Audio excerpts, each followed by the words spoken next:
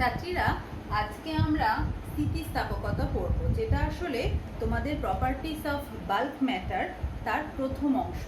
তাহলে সেই স্থিতিস্থাপকতা তোমরা সম্ভবত ক্লাস 9-এ খানিকটা পড়েছিলে। সেখানে স্থিতিস্থাপকতা কি এবং সেখান থেকে ইয়ং মডিউলাসের একটা রাশিমালা তোমরা ক্লাস 9-এ শিখেছো। তাহলে আজকে চলো আমরা স্থিতিস্থাপকতা চ্যাপ্টারটা শুরু করি।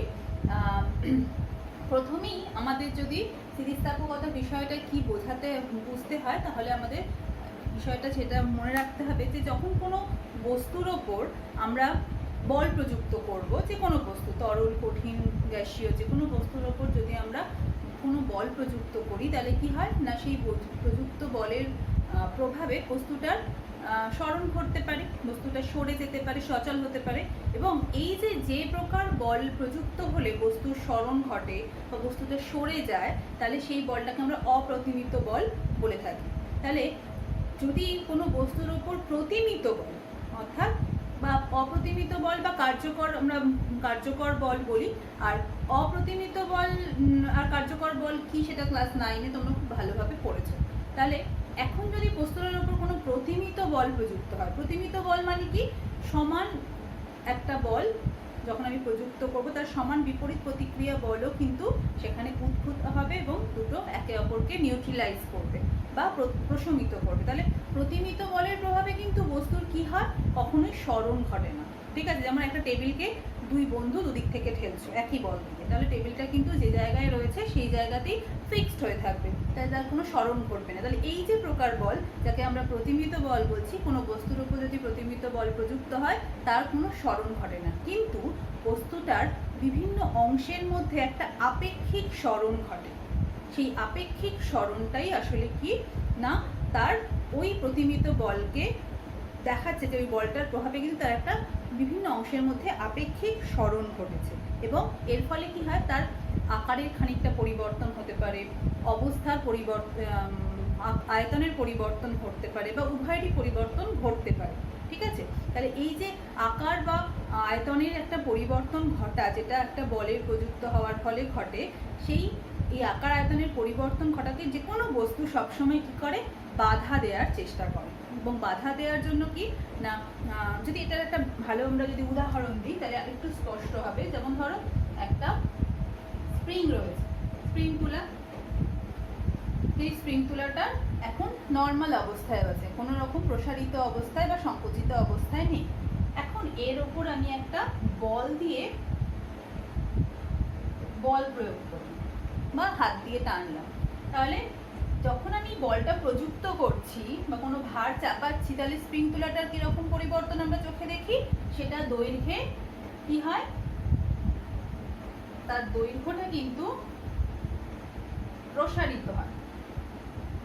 তার এই যে দৈর্ঘ্যের প্রসারণ ঘটলো, আমাদের বাহ্যিকভাবে কি মনে হয় যে এই দৈর্ঘ্যের প্রসারণ কিন্তু আমি যে বল প্রযুক্ত করেছি তার প্রভাবে ঘটলো, এবং আমি বল প্রযুক্ত করেছি নিচের দিকে, তাহলে আমার বল প্রযুক্ত করার ফলে ওর দৈর্ঘ্যের প্রসারণ ঘটেছে। কিন্তু আসলে বিষয়টা কি হয়, আসলে বিষয়টা হয় যে ওই যে স্প্রিংটা, যাকে আমি হাত দিয়ে টানলাম বা বল প্রযুক্ত করলাম, তাহলে কি হচ্ছে, সেই টানটা এই দৃঢ় যে আলম্ব থেকে স্প্রিংটা ঝুলছে, সেই দৃঢ় বস্তুটা থেকে বা আলম্বর ওপর কিন্তু ওই স্প্রিং কর্তৃক একটা বল, যে বলটা আমি হাত দিয়ে টানছি, সেই বলটা কিন্তু ওর ওপর প্রযুক্ত হচ্ছে, ওই এইটার উপর, আলম্বটার উপর।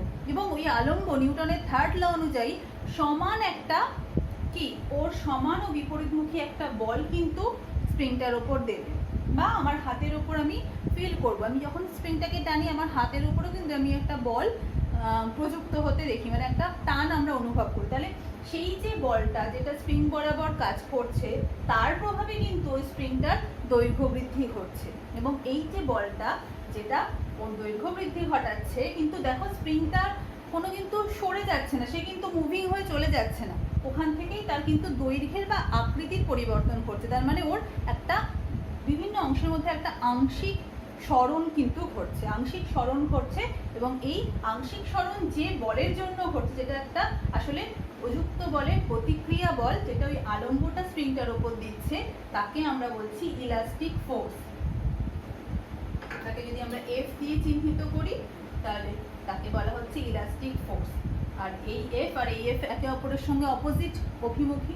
ঠিক আছে, এই ইলাস্টিক ফোর্সটাই হচ্ছে কোনো পদার্থের একটা ধর্ম, যেটা আমরা কিভাবে বলবো না, কোনো বস্তুর উপর যদি বাহ্যিক কোনো বল প্রযুক্ত হয় তাহলে বস্তুটার বিভিন্ন অংশের আংশিক সরণ ঘটে, এবং এই সরণকে সবসময় যে কোনো বস্তু কি করে, বাধা দেওয়ার চেষ্টা করে, অর্থাৎ তার আকার বা আয়তনের পরিবর্তনকে বাধা দেওয়ার চেষ্টা করে, অর্থাৎ তার ভেতরে এই বাধা দেওয়ার জন্য ভেতরে একটা প্রতিক্রিয়া বলের উদ্ভব হয়। তাহলে এই যে একটা সাধারণ ধর্ম, যার ফলে কি হয়, কোনো বস্তু তার আকার বা আকৃতির পরিবর্তনকে বাধা দেওয়ার চেষ্টা করে, এবং এই বলকে যখনই, প্রযুক্ত বলকে যখনই আমরা তুলে নেব, অপসারিত করব বা উইথড্র করব, তখনই কি হবে, বস্তুটা আবার তার আগের অবস্থায় ফিরে আসবে। এই ধর্মকেই আমরা কি বলছি, স্থিতিস্থাপকতা বা ইলাস্টিসিটি। ঠিক আছে, তাহলে আমরা আংশিকভাবে আমাদের এই স্প্রিংটাকে যদি দেখি, আমাদের সব সময় মনে হবে যে স্প্রিংটা যেন আমাদের বল প্রযুক্ত বল, আমি হাত দিয়ে টেনেছি বা ভার প্রযুক্ত করেছি বলে স্প্রিংটা কিন্তু বৃদ্ধি পেয়েছে, কিন্তু আসলে সেটা নয়। স্প্রিংটার বৃদ্ধি পাওয়ার পেছনে কিন্তু এই ইলাস্টিক ফোর্স কিন্তু ক্রিয়াশীল। ঠিক আছে, কিন্তু আমরা মৌখিকভাবে বলবো যেহেতু দুটোই প্রায় সমান, মানে প্রায় না, দুটোই যেহেতু সমান, ফলে এটা কিন্তু আমরা এফ বলাও যা, এফ ই বলাটাও কিন্তু সেম। এখন আমরা দেখব যে এই স্থিতিস্থাপকতার কিছু সংজ্ঞা আমরা পড়ব, যেমন পূর্ণ স্থিতিস্থাপক বস্তু, পূর্ণ স্থিতিস্থাপক বস্তু, ফুললি ইলাস্টিক বডি বা পারফেক্টলি রিজিড বডি বা পূর্ণ স্থিতিস্থাপক বস্তু। সেটা কি না, আমরা একটা কোনো বস্তুর উপর যে মানের বলই প্রযুক্ত করি না কেন, তার যদি কোনো রকম বিকৃতি না ঘটে, এই যে কথাটা বললাম বিকৃতি, ডিফরমেশন, সেটা কি, কোনো বস্তুর এই যে আপেক্ষিক সরণ ঘটছে প্রযুক্ত বলের প্রভাবে, তার কিন্তু কি হচ্ছে না, তার কিন্তু অবস্থানের পরিবর্তন ঘটছে না, কিন্তু তার বিভিন্ন অংশের একটা আপেক্ষিক সরণ ঘটছে। তাহলে এই যে আপেক্ষিক সরণ যা বা তার যে ডিফরমেশন, একটা শেপটা নষ্ট হয়ে যাওয়া, আয়তনের খানিকটা পরিবর্তন হওয়া, তাহলে তাকেই আমরা কিন্তু বিকৃতি বা ডিফরমেশন বলছি, আর বস্তুটাকে বলছি বিকৃত বস্তু বা ডিফর্মড বডি। তাহলে সেরকম ক্ষেত্রে পূর্ণ স্থিতিস্থাপক বস্তু এমনই একটা বস্তু যার উপর যদি আমরা বল প্রযুক্ত করি, তাহলে সেই যত ইচ্ছে বল প্রযুক্ত করি না কেন, তার কোনো রকম ডিফরমেশন বা বিকৃতি ঘটবে না, অর্থাৎ তার কোনো রকম কোনো অংশের মধ্যে আপেক্ষিক সরণ ঘটবে না। এরকম বস্তুকেই বলা হচ্ছে পূর্ণ স্থিতিস্থাপক বস্তু। বাস্তবে কিন্তু এরকম বস্তুর কোনো উদাহরণ আমাদের জানা নেই। কাঁচ অনেকটাই, অর্থাৎ গ্লাস যে কাঁচ মেটেরিয়াল, সেটা কিন্তু অনেকটাই পূর্ণ স্থিতিস্থাপক বস্তুর মতন আচরণ করে, কিন্তু কাঁচেরও কি হয়, একটা সহ্য সীমা রয়েছে, তার থেকে বেশি বল প্রযুক্ত করলে সে কিন্তু ভেঙে যেতে পারে। ফলে আমরা পূর্ণ স্থিতিস্থাপক বস্তুর পারফেক্ট কোনো উদাহরণ আমাদের কিন্তু জানা নেই। নাম্বার 2 হচ্ছে এই, আচ্ছা আমি পূর্ণ স্থিতিস্থাপক বস্তু বললাম না, আচ্ছা অ্যাকচুয়ালি এটা হচ্ছে পূর্ণ দৃঢ় বস্তু, সরি রিজিড বডি যেহেতু বলছি, এটা হচ্ছে পূর্ণ দৃঢ় বস্তু। মানে কি, ওই যেটা বললাম যে কোনো রকম বিকৃতি ঘটবে না। এরপর যেটা আমরা বলছি পারফেক্টলি ইলাস্টিক বডি, যেটা আমরা ভুল করে লিখেছিলাম, পূর্ণ স্থিতিস্থাপক বস্তু, ইলাস্টিক বডি। সেটা কি, পূর্ণ স্থিতিস্থাপক বস্তু হচ্ছে আমি যে কোনো একটা বস্তুর উপর যে কোনো মানের বল প্রযুক্ত করি না কেন, বলটা যখনই আমি উইথড্র করব, তুলে নেব, তখনই বস্তুটা আবার তার আগের অবস্থায় ফিরে আসবে, তার কোনো রকম ডিফরমেশন বা বিকৃতি ঘটবে না। এখানে বিকৃতিটা কিন্তু কোনো রকম বিকৃতি ঘটছে না, এখানে বিকৃতি ঘটলেও আগের অবস্থায় আবার পুরোপুরি ফিরে যাবে। তাহলে একেই বলা হচ্ছে পূর্ণ স্থিতিস্থাপক বস্তু। তাহলে যে কোনো মানের বল প্রযুক্ত হচ্ছে, কিন্তু তার ডিফরমেশনও ঘটছে, কিন্তু যেই বলটা আমি তুলে নিচ্ছি আবার সে আগের অবস্থায় ফিরে আসছে। তাহলে একেই বলা হচ্ছে পূর্ণ স্থিতিস্থাপক বস্তু। এরকম বস্তুর কোনো কিন্তু বাস্তবে হয় না। ঠিক আছে, নাম্বার 3 কি, পূর্ণ অস্থিতিস্থাপক বস্তু, অস্থিতিস্থাপক বস্তু, অর্থাৎ আমি যে কোনো মানের বল একটা বস্তুর উপর প্রযুক্ত করলে সে সবসময় কি হয়ে যাবে, খুব অল্প থেকে খুব বেশি যে কোনো মানের বল আমরা যদি প্রযুক্ত করি, বস্তুটার বিকৃতি ঘটবে, এবং সেই বিকৃতি প্রযুক্ত বল যখন আমি উইথড্র করব বা অপসারিত করব, তখন কিন্তু সে আর আগের অবস্থায় কখনোই ফিরে আসবে না। তাহলে এইরকম বস্তুকে আমরা পূর্ণ অস্থিতিস্থাপক বস্তু বলি। এটা খানিকটা প্লাস্টিক হতে পারে, ঠিক আছে, প্লাস্টিকের মতন বস্তুগুলো।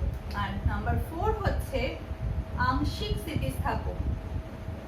আংশিক স্থিতিস্থাপক, পার্শিয়াল ইলাস্টিক বডি, স্থিতিস্থাপক বস্তু। এটা কি? কোনো বস্তুর উপর আমরা যদি একটা নির্দিষ্ট মানের বল প্রযুক্ত করি তাহলে বস্তুটার বিকৃতি ঘটবে এবং সেই বল যদি তুলে নিই তাহলে বস্তুটা আবার আগের অবস্থায় ফিরে আসে। তাহলে একটা নির্দিষ্ট মানে একটা সীমা অবধি আমরা সেই বলটা কিন্তু প্রযুক্ত করতে পারি, ফলে সে কিন্তু কি হয় না আবার আগের অবস্থায় বিকৃতি হলেও খুব সামান্য বা আগের অবস্থায় সম্পূর্ণ সে ফিরে আসতে পারে। এরকম বস্তুকে আমরা আংশিক স্থিতিস্থাপক বস্তু বলতে পারি। এবং বাস্তবে যে সমস্ত বস্তু আছে তারা সবাই কিন্তু আংশিক পার্শিয়ালি ইলাস্টিক বডি হয়, তারা কেউই কিন্তু এই তিনটের মতন নয়। আর এই আংশিক স্থিতিস্থাপক বস্তুকে বলতে গেলে আমাদের যেটা মেইন বলার সেটা হচ্ছে কি স্থিতিস্থাপক সীমা, ইলাস্টিক লিমিট। স্থিতিস্থাপক সীমা সেটা কি না একটা নির্দিষ্ট মানে একটা বল আমি আস্তে আস্তে বৃদ্ধি করছি, একটা কোনো স্প্রিং এর উপর আমি একটা আস্তে আস্তে বল বৃদ্ধি করছি, তাহলে স্প্রিংটা আবার বলটা তুলে নিলে আবার স্প্রিংটা আগের অবস্থায় ফিরে আসে। তার মানে একটা নির্দিষ্ট সীমা অবধি যখন আমি একটা বলের যে নির্দিষ্ট সীমা অবধি আমরা বল প্রযুক্ত করলে কোনো বস্তুর ওপর বস্তুটা কিন্তু আবার তার পূর্বের অবস্থায় ফিরে আসে, সেই যে নির্দিষ্ট সীমা তাকেই আমরা স্থিতিস্থাপক সীমা বলছি। এবং সেই ঊর্ধ্ব সীমার ওপরে যদি আমি কোনো বল প্রযুক্ত করি তাহলে বস্তুটা কিন্তু কি হয় না বিকৃতি ঘটে এবং সেটা কিন্তু বল উইথড্র করলে আর ফিরে পাওয়া যায় না। তার মানে স্থিতিস্থাপক সীমা হচ্ছে কোনো বস্তুর ওপর বলের যে ঊর্ধ্ব সীমা অবধি আমরা বল প্রযুক্ত করলে বস্তুটি ঊর্ধ্ব সীমার ওপরে বল প্রযুক্ত করলে বস্তুটির স্থায়ী বিকৃতি ঘটে এবং প্রযুক্ত বল যদি আমরা অপসারিত করি তাহলে কিন্তু কখনোই তাকে আর আগের অবস্থায় ফিরে পাওয়া যায় না, অর্থাৎ তার একটা স্থায়ী বিকৃতি ঘটে। ফলে এই যে ঊর্ধ্ব সীমা তাকেই বলা হচ্ছে কি স্থিতিস্থাপক সীমা, ঠিক আছে। এখন আমরা দেখব এই স্থিতিস্থাপক সীমার সঙ্গে একটা মানে বিকৃতির একটা কোনো বলের সঙ্গে স্থিতিস্থাপক বল বা এর সঙ্গে কোনো সম্পর্ক আছে কিনা। তাহলে চলে যাচ্ছি আমরা নেক্সট টপিকে। এখন আমরা দেখব প্রযুক্ত বল, বাহ্যিক যে বল আমরা প্রযুক্ত করছি আর যে বিকৃতি ঘটছে বা যে বিকার ঘটছে তাদের মধ্যে কোনো সম্পর্ক আছে কিনা। এই সংক্রান্ত বিজ্ঞানী হুকস একটা সূত্র প্রবর্তন করেছিলেন। তিনি বলেছিলেন যে হ্যাঁ অবশ্যই কোনো বস্তুর উপর বল প্রযুক্ত করলে তার কিরূপ বিকৃতি হবে সেটা কিন্তু একে অপরের সঙ্গে সম্পর্কযুক্ত। কেমন সম্পর্কযুক্ত না কোনো বস্তুর উপর প্রযুক্ত বল বিকৃতির সঙ্গে সমানুপাতিক, অর্থাৎ যত বেশি বল প্রযুক্ত হবে বস্তুটা তত বেশি বিকৃত হবে বা তার বিকারের পরিমাণ তত বেশি বাড়বে। এর পরবর্তীকালে থমাস ইয়ং এই সংক্রান্ত আরও একটা মানে একটু মডিফাই করে পরিবর্তিত করে হুকসের সাধারণ সূত্রটাকে প্রতিষ্ঠা করেন, সেটা আমরা পরে আলোচনা করব। তাহলে এখন হুকস ল অনুযায়ী কি বলছে না এফ বল কোনো বস্তুর উপর প্রযুক্ত হচ্ছে এবং ধরা যাক তার জন্য একটা বস্তুর বিকার ঘটছে বা দৈর্ঘ্যের পরিবর্তন ঘটছে ডেল্টা এল, এবং হুকস ল অনুযায়ী এই প্রযুক্ত বল আর ডেল্টা এল একে অপরের সঙ্গে কি হচ্ছে এফ প্রপোর্শনাল টু ডেল্টা এল। তাহলে এফ হচ্ছে বাহ্যিক প্রযুক্ত বল।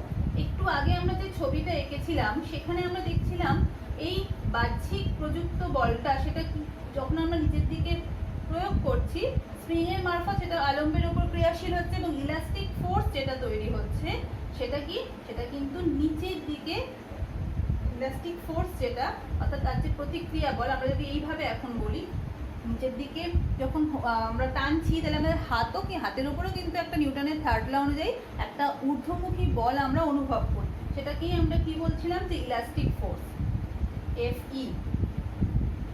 এবং এই ইলাস্টিক ফোর্স আর ফোর্সের মধ্যে অভিমুখটা আমরা কি দেখেছিলাম একে অপরের অপোজিট। এখন এই অবস্থায় বস্তুটার সরণ কোন দিকে ঘটছে নিচের দিকে, তাকে আমরা ডেল্টা এল দিয়েছি। তাহলে ডেল্টা এল আর ইলাস্টিক ফোর্স তারও কিন্তু একে অপরের সঙ্গে কি হবে তাদের কিন্তু সাইনটা নেগেটিভ মানে অপোজিট হবে। তাহলে এখন এফ প্রপোর্শনাল টু ডেল্টা এল হলে এফ ই ইলাস্টিক ফোর্সের সঙ্গে বিকারের যে সম্পর্ক সেটা কি হবে proportional to minus delta L. এখন আমরা যদি সমানুপাতিক চিহ্ন থেকে ইকুয়াল টু সাইনে আনি, আমাদের সব সময় মনে রাখতে হবে যে একটা ধ্রুবক আমাদের গুণ করতে হয়। এখানে আমরা কে দিয়ে সেই ধ্রুবকটাকে লিখছি, এখানেও তাই Fe is equal two minus K into delta এল। এই কেটা হচ্ছে বল ধ্রুবক, কে বলা হচ্ছে বল ধ্রুবক, ফোর্স কনস্ট্যান্ট। এই বল ধ্রুবক সমান সমান কি হচ্ছে দেখো, F বাই ডেল্টা এল। এখন যদি ডেল্টা এল কে 1 ধরি, 1 ইউনিট ধরি, তাহলে K is equal two F হয়ে যাচ্ছে। তাহলে এখান থেকে আমরা বল ধ্রুবকের সংজ্ঞা কি পাচ্ছি, বল ধ্রুবক হচ্ছে একক দৈর্ঘ্য বৃদ্ধির জন্য বা একক বিকারের জন্য প্রয়োজনীয় প্রযুক্ত বলকেই বলা হচ্ছে কি বল ধ্রুবক। তাহলে কোনো বস্তুর কোনো একটা মেটেরিয়ালের বল ধ্রুবক কিন্তু ভীষণ ইম্পর্টেন্ট একটা রাশি। এই বল ধ্রুবক দিয়ে কিন্তু আমরা ওই স্প্রিংটার বা ওই বস্তুটার স্টিফনেস অর্থাৎ নমনীয়তা বিষয়টাকে কিন্তু বিচার করতে পারি। অর্থাৎ কোনো বস্তু একটা আলাদা আলাদা মেটেরিয়ালের তৈরি, একটা লোহা, একটা ইস্পাত, একটা তামা, আলাদা আলাদা মেটেরিয়ালের তৈরি স্প্রিংকে আমরা যদি একই বল প্রযুক্ত করি, তাদের যেহেতু বল ধ্রুবক উপাদানের উপর নির্ভরশীল, তাহলে তিনটে আলাদা আলাদা মেটেরিয়ালের জিনিসের কিন্তু দৈর্ঘ্য বৃদ্ধি একই বল প্রযুক্ততে বা একক দৈর্ঘ্য বৃদ্ধি করতে আমাদের কিন্তু আলাদা আলাদা বল লাগছে। অর্থাৎ যার বল বেশি লাগছে তার বল ধ্রুবক কি বেশি, যার বল কম লাগছে তার বল ধ্রুবক কম। তাহলে যাকে পরিবর্তন করতে আমার বেশি বল প্রযুক্ত হচ্ছে সে কিন্তু শক্তপোক্ত, আর যাকে পরিবর্তন করতে কম বল প্রযুক্ত হচ্ছে সে হচ্ছে নমনীয়। তাহলে এই স্টিফনেসটা কিন্তু আমরা বল ধ্রুবক দিয়ে ব্যাখ্যা করতে পারি। তাহলে এখানে যদি বল ধ্রুবকের সঙ্গে সম্পর্কটা পাই, এখানেও দেখো কে এর সঙ্গে একক মাইনাস এফই হচ্ছে সম্পর্কযুক্ত, ঠিক আছে। তাহলে এইভাবে প্রযুক্ত বল আর বিকারের মধ্যে আমরা সম্পর্ক পেলাম। চলে যাব আমরা স্থিতিস্থাপক স্থিতিশক্তিতে। এখন আমরা দেখব ইলাস্টিক পোটেনশিয়াল এনার্জির রাশিমালা আমরা কিভাবে নির্ণয় করতে পারি। অর্থাৎ যখনই কোনো বস্তুকে আমরা বল প্রযুক্ত করছি, বস্তুটার কি হচ্ছে স্মরণ ঘটছে, তাহলে প্রযুক্ত বল কিছুটা কৃতকার্য করেছে বলে আমরা বলতে পারি যে বল যখনই স্মরণ ঘটায় তার মানে কিছুটা পরিমাণ কার্য হয়। এবং এই কার্যটা কোনো বস্তুর মধ্যে বা কোনো স্প্রিংয়ের মধ্যে কিভাবে সঞ্চিত থাকবে, স্থিতিশক্তি রূপে সঞ্চিত থাকবে। আর যখন আমরা বলটাকে উইথড্র করব তখন কি হবে, এই স্থিতিশক্তিটা কি করবে, কৃতকার্য করবে। এই শক্তিটা কি করবে, তাকে আবার আগের অবস্থায় কিন্তু ফিরিয়ে আনবে। তাহলে আমরা দেখতে পাচ্ছি এই স্থিতিশক্তি যখন কোনো বস্তুতে সঞ্চিত থাকছে তার কারণই হচ্ছে বস্তুটার একটা আপেক্ষিক সরণ, অর্থাৎ তার ভেতর যে বিকার ঘটছে সেই আপেক্ষিক সরণের জন্য যে কৃতকার্য হচ্ছে সেই কৃতকার্যই কিন্তু এই স্থিতিশক্তির রাশিমালা। তাহলে আমরা সেই স্থিতিশক্তির রাশিমালাটাকে দেখব। অনেক সময় আমরা এই যে দেখি, আমরা যদি অত্যাধিক বল প্রযুক্ত করি একটা আংশিক যে স্থিতিস্থাপক বস্তু তাদের একটা স্থায়ী বিকৃতি ঘটে। এর কারণ কি, এর কারণ আমরা এই স্থিতিশক্তি দিয়ে ব্যাখ্যা করতে পারি। যখনই বস্তুটার উপর আমি অত্যাধিক বল প্রযুক্ত করলাম তাহলে আমার কৃতকার্যের পরিমাণ কি হওয়া উচিত, অনেক বেশি হওয়া উচিত। তাহলে বস্তুটাকে আবার তার আগের অবস্থায় ফিরিয়ে আনতে অনেকটা আমার শক্তি সঞ্চিত আছে, কিন্তু এরকম হয় না। পুরোটা কিন্তু পুরো যে কৃতকার্যটা ঘটে, অর্থাৎ অনেক বেশি বল প্রযুক্ত হলে তার কিন্তু স্মরণ অনেকটা ঘটলেও তার কি হয় না, ওই পুরো স্থিতিশক্তিটা কিন্তু সঞ্চিত হয় না। কিছুটা স্থিতিশক্তি, কিছুটা শক্তি অপচয় হয়, তাপ শক্তি রূপে কিন্তু কি হয়, নষ্ট হয়। ফলে কি হয়, বাকি শক্তিটা পুরো তার আগের অবস্থায় ফিরিয়ে আনতে সক্ষম হয় না, যে কারণে আমরা স্থায়ী বিকৃতি কিন্তু পাই। আর এরপর আমরা দেখে নিচ্ছি যে একটা স্প্রিং আমরা যেটা বলেছিলাম তার উপরে এফ বল প্রযুক্ত হলে যদি ডেল্টা এল সরণ তার ঘটে এবং ওই স্প্রিংটার যদি ইলাস্টিক ফোর্স এফ ই হয়, তাহলে আমরা সম্পর্কটা কি দেখেছিলাম যে F proportional to delta L, F equal to K into delta L. এখন আমরা কৃতকার্য করব, work done W potential energy, তাহলে ফোর্স ইন্টু ডেল্টা এল। কিন্তু এই যে ফোর্সটা, এই ফোর্সটা কি কোনো বস্তুর ওপর আমি আস্তে আস্তে বল প্রয়োগ করছি। তাহলে প্রথম যে বলটা, প্রথমে বস্তুটার উপর কোনো বলই প্রযুক্ত হয়নি, তারপর তার আস্তে আস্তে বল প্রযুক্ত করে এফ বল প্রযুক্ত করলাম এবং ডেল্টা এল পেলাম। তাহলে বস্তুটার ওপর এই যে বলটা যেটা প্রযুক্ত হলো সেটার গড় মান কত, প্রথমে 0 তারপরে এফ, তাহলে গড় মান কিন্তু 0 প্লাস এফ বাই 2, তাহলে হাফ অফ এফ। তাহলে তখন কিন্তু আমাদের এখানে একটা হাফ ইনটু করতে হবে, অর্থাৎ বস্তুটার উপর প্রযুক্ত বল হচ্ছে half of F into delta L, এটাই হয়ে যাবে কৃতকার্য। এখন যদি আমরা এই কৃতকার্যকে এ দিয়ে লিখি, ইলাস্টিক ফোর্স দিয়ে লিখতাম, তাহলে ইলাস্টিক ফোর্স দিয়ে কি হতো, W is equal to F E সঙ্গে হাফ অফ এফ ই, অর্থাৎ কি আমরা বলতাম না ওই এফ ইটা হচ্ছে ইলাস্টিক ফোর্স এবং ডেল্টা এল এর সঙ্গে ওর সম্পর্কটা কি, ওর ডেল্টা এল এর সঙ্গে কিন্তু ওর সম্পর্কটা নেগেটিভ। সুতরাং আমরা যদি ওই সম্পর্কটার কথা ভাবি, হাফ অফ আচ্ছা এখানে আমরা কৃতকার্য না লিখে আমরা যদি বল লিখি, ফার্স্টে বল প্রযুক্ত হচ্ছে, তাহলে হাফ অফ এফি, তাহলে হাফ অফ এফির ভ্যালুটা যদি বসিয়ে দিই, তাহলে এফি হচ্ছে তোমার মাইনাস কে ইন্টু ডেল্টা এল, কে হচ্ছে বল ধ্রুবক, তাহলে এখানে আমরা পাচ্ছি মাইনাস হাফ কে ইন্টু ডেল্টা এল। তাহলে কৃতকার্য কি হবে, এবং এই কৃতকার্যটা কি কৃতকার্য, ইলাস্টিক ফোর্স বা স্থিতিস্থাপক বলের দ্বারা কৃতকার্য, তাহলে সেটা হয়ে যাচ্ছে প্রযুক্ত বল ইন্টু সরণ, তাহলে minus half into k into delta এল হচ্ছে প্রযুক্ত বল আর সরণ হচ্ছে ডেল্টা এল, তাহলে হয়ে যাচ্ছে minus half of K delta L এর স্কোয়ার। তাহলে এটাই হয়ে যাচ্ছে কৃতকার্যের রাশিমালা। আর যদি শুধু বল দিয়ে প্রযুক্ত বল দিয়ে হতো তাহলে একটা মাইনাস সাইন। আচ্ছা এখানে একটা জিনিস আমি বলতে চাই যে কৃতকার্য যখন আমরা করব সবসময় মনে রাখবো যেহেতু বলটা নেগেটিভ মানে এই যে এফি বলটা হচ্ছে নেগেটিভ বল, তাই এখানে কিন্তু আমরা কৃতকার্যটা কি হচ্ছে নেগেটিভ হচ্ছে ওই হিসাবে বলছি। তাহলে কৃতকার্যের রাশিমালাটা কিন্তু একটা নেগেটিভ সাইন আমরা আগে থেকে বসালে এটা কিন্তু পজিটিভ হয়ে যাচ্ছে মাইনাস, কারণ যেহেতু কৃতকার্যটা নেগেটিভ তাহলে মাইনাসে মাইনাসে এখানে প্লাস হচ্ছে। ঠিক আছে, এই জিনিসটা আমরা মনে রাখবো।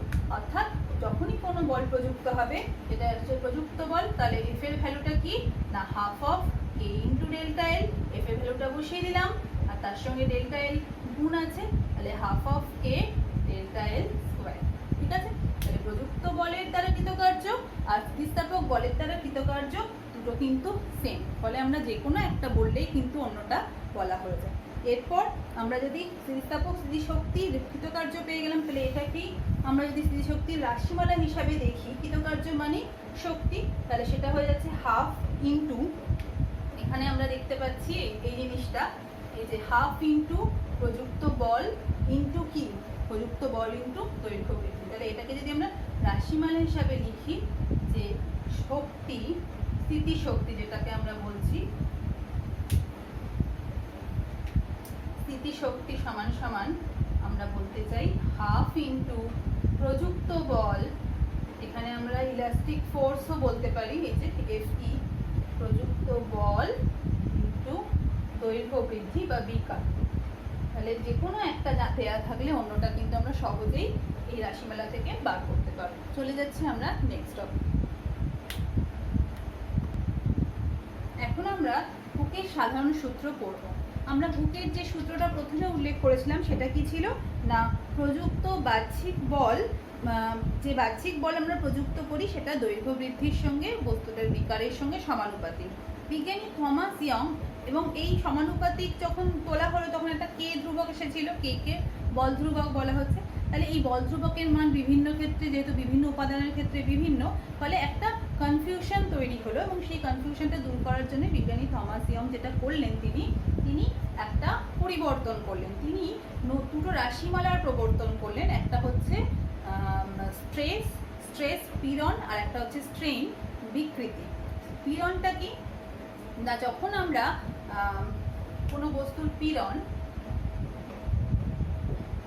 বা স্ট্রেস, সেটা কি না যখন কোনো বস্তুর ওপর আমরা বল বাইরে থেকে বাহ্যিক বল প্রযুক্ত করছি, তাহলে বস্তুটা স্থিতিস্থাপক ধর্মের জন্য সেই বাহ্যিক বলকে বাধা দেবে যাতে তার আকার বা আকৃতির পরিবর্তন না ঘটে, ফলে তার ভেতরেও কিন্তু একটা বিপরীত প্রতিক্রিয়া বল তৈরি হবে, যে প্রতিক্রিয়া বলটা ওই বলটাকে বাধা দেবে তার আকার আকৃতির পরিবর্তনের চেষ্টাকে প্রতিহত করার জন্য। তাহলে এই যে প্রতিক্রিয়া বল তৈরি হচ্ছে বস্তুটার ভেতরে, সেই প্রতিক্রিয়া বল একক ক্ষেত্রফলের উপর যতটা প্রতিক্রিয়া বল প্রযুক্ত হবে তাকেই বলা হচ্ছে কি পীড়ন। তাহলে পীড়ন আর কিছুই না, প্রতিক্রিয়া বল, কোনো বস্তুর মধ্যে সৃষ্ট প্রতিক্রিয়া বল ডিভাইডেড বাই একক ক্ষেত্রফল, একক ক্ষেত্রফলে প্রযুক্ত প্রতিক্রিয়া বল।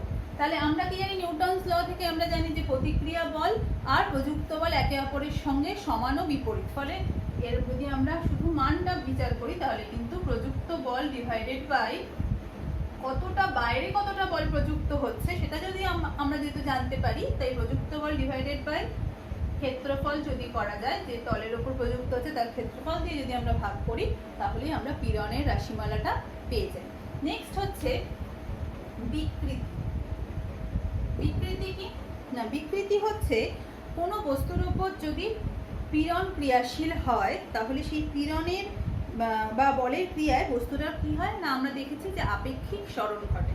তাহলে তার প্রাথমিক আকার বা প্রাথমিক আয়তন বা প্রাথমিক দৈর্ঘ্যের যেটুকু পরিবর্তন ঘটে, যতটুকু তার আকার বা আকৃতি বা তার আয়তনে যতটুকু পরিবর্তন ঘটে সেই পরিবর্তনকেই বলা হচ্ছে কি, তাই পরিবর্তনকে আমরা বিকৃতি রাশিমালা দিয়ে মাপি। তাহলে বিকৃতি আর কিছুই না, একক দৈর্ঘ্যে একক আয়তনে বা একক যখন পরিমাপ করব তাতে যে পরিবর্তনটা ঘটলো তাকেই বলা হচ্ছে বিকৃতি। তাহলে বিকৃতির রাশিমালাটা যখন আমরা লিখবো, যখন আয়তন হবে আয়তন দিয়ে লিখবো, আবার যখন তোমার দৈর্ঘ্য হবে দৈর্ঘ্য দিয়ে লিখতে পারি। সুতরাং একক দৈর্ঘ্যে আমরা যদি এখন দৈর্ঘ্য দিয়ে লিখি যে পরিবর্তন, যে দৈর্ঘ্য বৃদ্ধি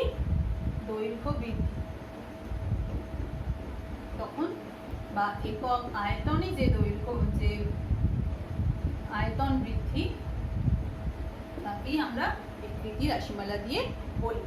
এরপর হুকের সাধারণ সূত্রটা তাহলে নতুন করে যেটা হলো সেটা হচ্ছে কি না, স্থিতিস্থাপক সীমার মধ্যে পীড়ন বিকৃতির সঙ্গে সমানুপাতিক হবে। অর্থাৎ স্থিতিস্থাপক সীমার মধ্যে পীড়ন বিকৃতির সমানুপাতিক, অর্থাৎ পীড়ন প্রপোর্শনাল টু বিকৃতি।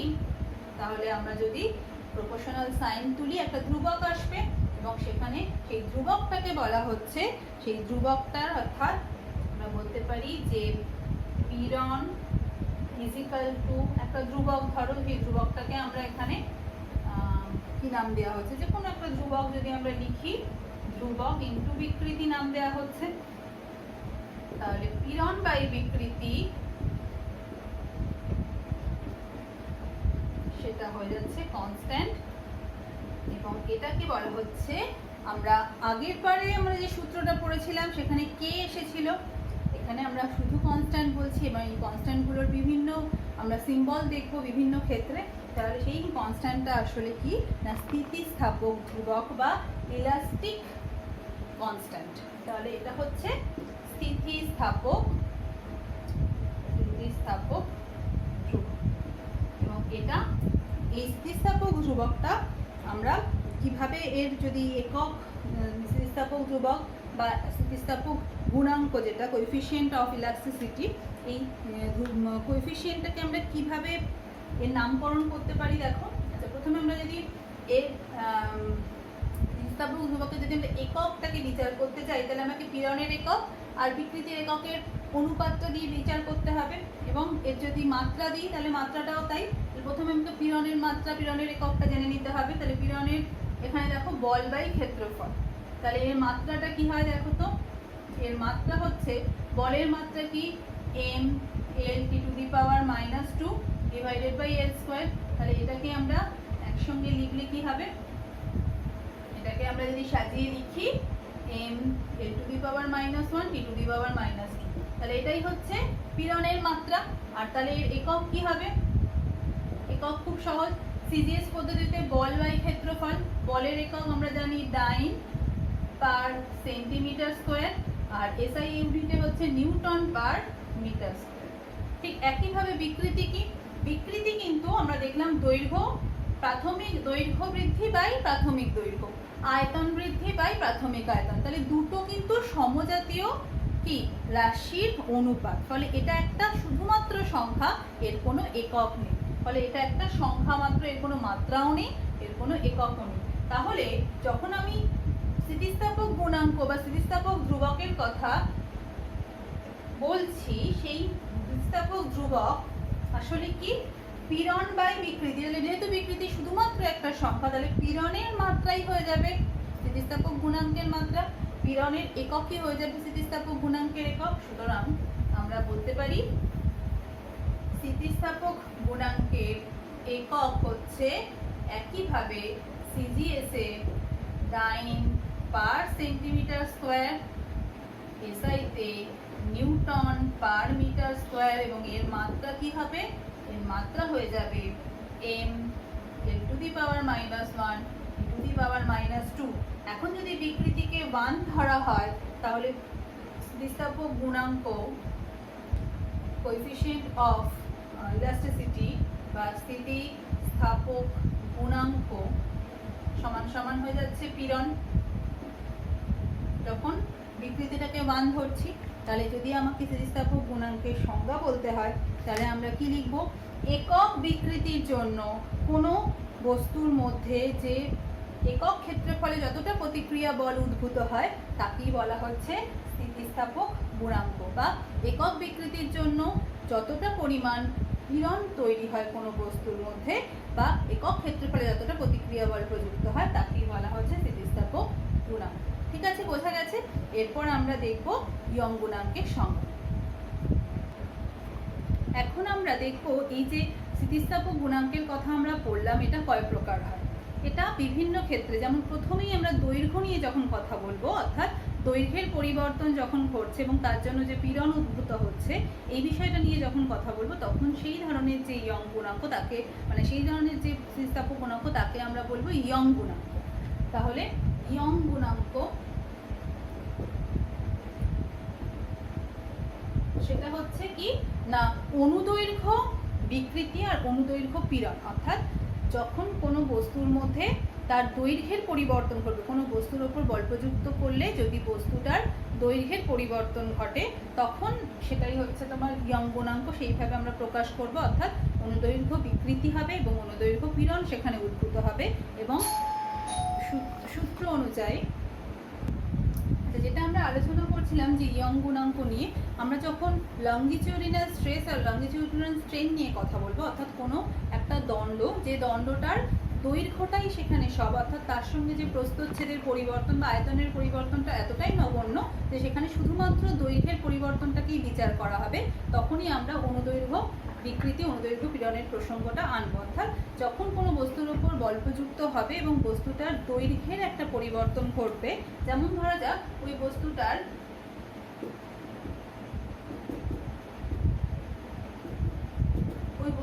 প্রাথমিক দৈর্ঘ্য ছিল L এবং তার উপর F পরিমাণ বল প্রযুক্ত করার ফলে তার দৈর্ঘ্য বৃদ্ধি হলো ডেল্টা L। তাহলে অনুদৈর্ঘ্য বিকৃতি কি? দৈর্ঘ্যের পরিবর্তন ডিভাইডেড বাই মূল দৈর্ঘ্য। তাহলে দৈর্ঘ্যের পরিবর্তন ডেল্টা L বাই L। ঠিক সেরকম যেহেতু বস্তুটার উপর প্রযুক্ত বল F, তার ভেতরে একটা প্রতিক্রিয়া বলও সৃষ্টি হবে যেটা F এর সঙ্গে সমান এবং বিপরীতমুখী। আর যদি বস্তুটার প্রস্থচ্ছেদ A বা ক্ষেত্রফল A হয় তাহলে অনুদৈর্ঘ্য পীড়ন হয়ে যাবে, অনুদৈর্ঘ্য পীড়ন হয়ে যাচ্ছে F বাই E। তাহলে F বাই A হচ্ছে অনুদৈর্ঘ্য পীড়ন। ঠিক একইভাবে আমরা ইয়ং গুণাঙ্ক কিভাবে পারবো? অনুদৈর্ঘ্য পীড়ন স্থিতিস্থাপক সীমার মধ্যে অনুদৈর্ঘ্য বিকৃতির সঙ্গে সমানুপাতিক। তাহলে এখানে আমরা যদি অনুদৈর্ঘ্য বিকৃতি আর অনুদৈর্ঘ্য পীড়ন, তাই পীড়ন ডিভাইডেড বাই বিকৃতি মানেই হচ্ছে স্থিতিস্থাপক গুণাঙ্ক, যাকে আমরা এখন ইয়ং গুণাঙ্ক বলছি। ইয়ং গুণাঙ্ককে আমরা y সাইন দিয়ে লিখি, তাহলে পীড়ন বাই বিকৃতি মানে হচ্ছে F by A divided by delta L by L। এবং এক্ষেত্রেও দেখতে পাচ্ছি এর একক কিন্তু শুধুমাত্র পীড়নের এককের উপর নির্ভরশীল, অর্থাৎ সিজিএস পদ্ধতিতে 9 পার সেন্টিমিটার স্কোয়ার, এসআই পদ্ধতিতে নিউটন পার মিটার স্কোয়ার। এখন যদি এরকম প্রশ্ন আসে, আচ্ছা বলো তো পিতলের ইয়ং গুণাঙ্ক 9.8 × 10⁻10 নিউটন পার মিটার স্কোয়ার বলতে কি বোঝো? তখন আমাদের বলতে হবে, তখন এটা সমান সমান আমাকে 1 ধরতে হবে। অর্থাৎ কোনো বস্তুর, কোনো পিতলের বস্তুর 1 মিটার দৈর্ঘ্যের দণ্ডের বা একক দৈর্ঘ্যে একক বিকৃতি ঘটানোর জন্য, অনুদৈর্ঘ্য বিকৃতি ঘটানোর জন্য আমাদের 1 মিটার স্কোয়ার ক্ষেত্রফলে 9.8 × 10⁻10 নিউটন বল প্রযুক্ত করতে হবে। বোঝা গেল? অর্থাৎ এটা 1 মানে হচ্ছে একক অনুদৈর্ঘ্য বিকৃতি ঘটানোর জন্য প্রযুক্ত বলের পরিমাণটা কত হবে, 1 মিটার স্কোয়ারে বা একক ক্ষেত্রফলে 9.8 × 10⁻10 নিউটন। এইভাবেই আমরা প্রকাশ করব। এরপর আমরা চলে যাব আয়তন বিকার গুণাঙ্ক বা বাল্ক মডিউলাস। আয়তন বিকার গুণাঙ্ক, একে আমরা কে সাইন দিয়ে লিখি। এখানেও তাই, এখানে কি হবে, দৈর্ঘ্য বৃদ্ধি ঘটবে না, তখন আয়তনের পরিবর্তন ঘটবে।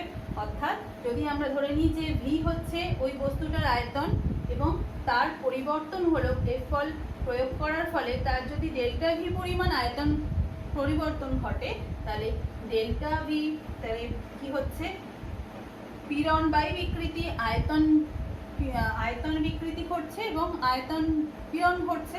সুতরাং পীড়ন বাই বিকৃতি একইভাবে আসছে পরপর, আয়তন পীড়ন বাই আয়তন বিকৃতি। সুতরাং আমরা পাচ্ছি F by A divided by delta V by V. তাহলে ওখানেও তাই একই ভাবে আসবে যে ডেল্টা ভি বাই ভি একক আয়তন বিকৃতির জন্য যে পরিমাণের বল আমাকে প্রযুক্ত করতে হবে একক ক্ষেত্রফলের উপর, তাকেই বলা হচ্ছে আয়তন বিকার গুণাঙ্ক।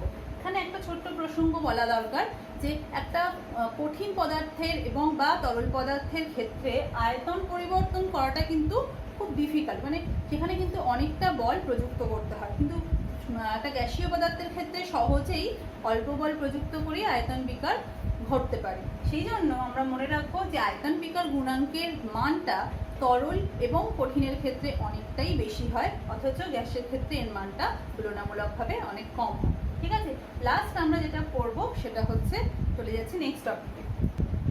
এখন আমরা দৃঢ়তা গুণাঙ্ক করব।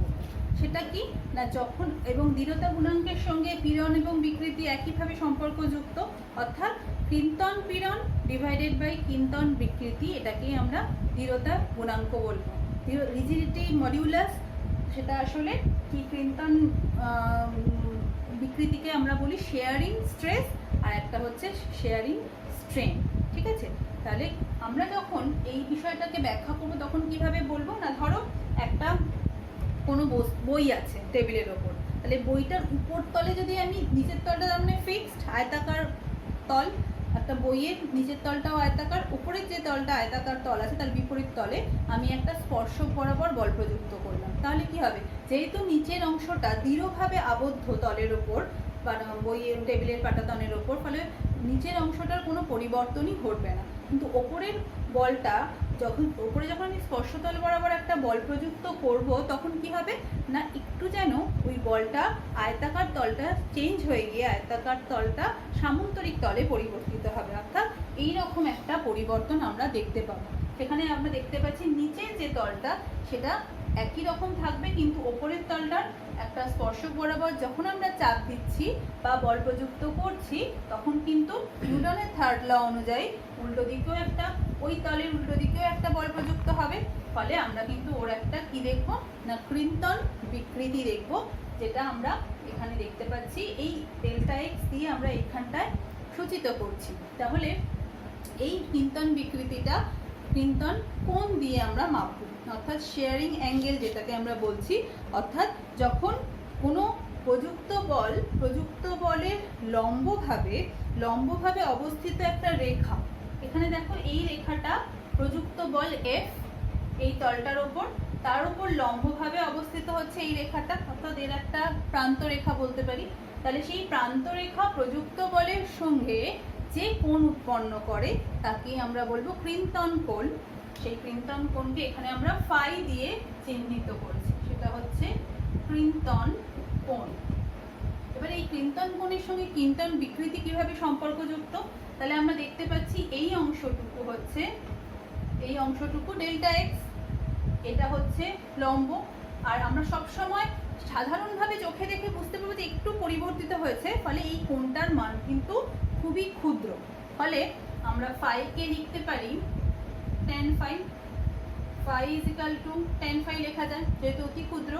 tan phi মানে কি, লম্ব বাই ভূমি, এখানে লম্ব কোণটা দেখো ডেল্টা এক্স, ভূমি হচ্ছে এল, তাহলে ডেল্টা এক্স বাই এল, তাহলে এই tan phi যে ক্রিন্তন কোণ বলছি সেটাই আসলে ক্রিন্তন বিকৃতিকে সূচিত করছে। তাহলে আমরা পেয়ে গেলাম ক্রিন্তন বিকৃতি যেটা সেই শেয়ারিং স্ট্রেন সেটা হচ্ছে কতটা পরিমাণ তার স্মরণ ঘটেছে ডিভাইডেড বাই মূল তার যে দৈর্ঘ্য, সেই দৈর্ঘ্যটাকে দিয়ে বা কতটা অ্যাঙ্গেলে সে সরেছে। আর কি ওই স্পর্শক বরাবর অর্থাৎ ওই তলের স্পর্শক বরাবর যে বল আমরা প্রযুক্ত করেছি যেটাকে আমরা এফ দিয়ে সূচিত করছি, তাহলে ক্রিন্তন পীড়ন কি হবে, শেয়ারিং স্ট্রেস সেটা হয়ে যাবে এফ বাই এ, যেখানে এ হচ্ছে এই তলটার ক্ষেত্রফল। সুতরাং দৃঢ়তা গুণাঙ্ক বা রিজিডিটি মডিউলাস তাকে আমরা এইভাবে লিখতে পারি, দৃঢ়তা গুণাঙ্ক তাকে স্মল এন দিয়ে চিহ্নিত করা হয়, ক্রিন্তন পীড়ন ডিভাইডেড বাই ক্রিন্তন বিকৃতি, তাহলে F by A is equal to delta X by M. এবং এখানে একই কথা, এখানেও এর একক পীড়নের এককের উপর নির্ভরশীল। তাহলে এইটুকু আমরা পড়লাম এবং এখানে দৃঢ়তা গুণাঙ্কের কথা একটা শুধু বলতে চাই, যেহেতু পুরো জিনিসটাই একটা কঠিন পদার্থের ক্ষেত্রে প্রযোজ্য, কারণ এইভাবে আমি তার শুধুমাত্র আকৃতির পরিবর্তন যা প্রযুক্ত করে সেটা কিন্তু আমরা কঠিনের ক্ষেত্রেই করতে পারি, ফলে দৃঢ়তা গুণাঙ্ক শুধুমাত্র কঠিনের বৈশিষ্ট্য। তাহলে এইটুকু তোমাদের পড়ানো হলো, তোমরা পুরো জিনিসটা থরলি বইয়ে পড়বে, যা যা প্রশ্ন আমাকে নেক্সট দিন করবে, আর এই সংক্রান্ত ম্যাথমেটিক্স বা অঙ্ক আমি পরের ক্লাসে তোমাদের ডিটেলসে পড়াবো। Thank you.